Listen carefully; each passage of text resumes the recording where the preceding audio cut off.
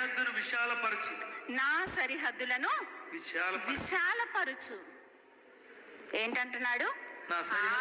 ఆయన ఆశీర్వదించినప్పుడు ఏమవుతుంది? మన సరిహద్దులు విశాలపరచబడతాయి. విశాలపరచబడతాయి ఆయన ఆశీర్వదించినప్పుడు. ఏమి ఆశీర్వాదం కావాలి నీకు?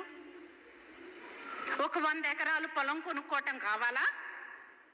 ఒక ఉన్నతమైనటువంటి ఇల్లు కట్టుకోవటం కావాలా? అది నువ్వు కోరుకుంటున్నావా? నా దగ్గర ఒక అమ్మాయి ఉంది, అడుగుతూ ఉంటుంది, ఇల్లు కట్టుకోవాలని ప్రార్థన చేయండి, ఇల్లు కట్టుకోవాలని ప్రార్థన చేయండి అని. నేను అంటాను, నీకు ఇక్కడ ఇల్లు కావాలా, పరలోకంలో ఇల్లు కావాలా?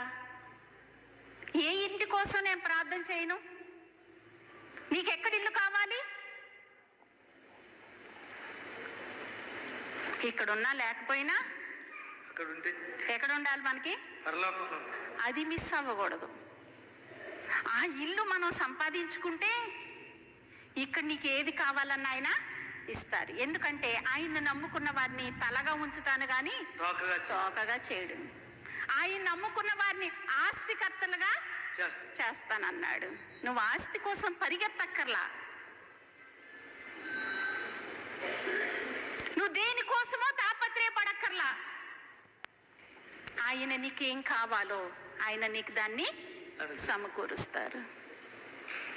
ఆయన చేసే కార్యాలు నిజంగా నువ్వు ఆయన ప్రేమిస్తే ఆయన చేసే కార్యాలు కంటికి కనబడవు, చెవికి వినబడవు, హృదయానికి గోచరం కావు. నిన్ను ఎలా కాపాడతారో, నిన్ను ఎలా ఆయన నీకు సహాయం చేస్తారో, ఎలా నీకు సమకూర్చి పెడతారో, నీ అవసరం ఏంటో ఆయనకి నీకన్నా బాగా తెలుసు. నిన్న నేడు రేపు ఏకరీతిగా ఉన్న దేవుడు. ఈ దినమే ఆయనకి తెలుసు అనుకుంటున్నావా? రేపు ఎట్లా ఉంటుందో, 10 రోజుల తర్వాత ఎలా ఉంటుందో, నెల రోజుల తర్వాత నువ్వు ఎలా ఉంటావో, నువ్వు ఎలా మాట్లాడతావో తెలీదా దేవుడికి? తెలుసు. జగత్ పునాది వేయబడక ముందే ఆయన మనల్ని ఎరిగినటువంటి దేవుడు. మన కథ అంతా ఆయనకి తెలుసు. మన చిట్టా అంతా ఆయన చేతిలో ఉన్నది.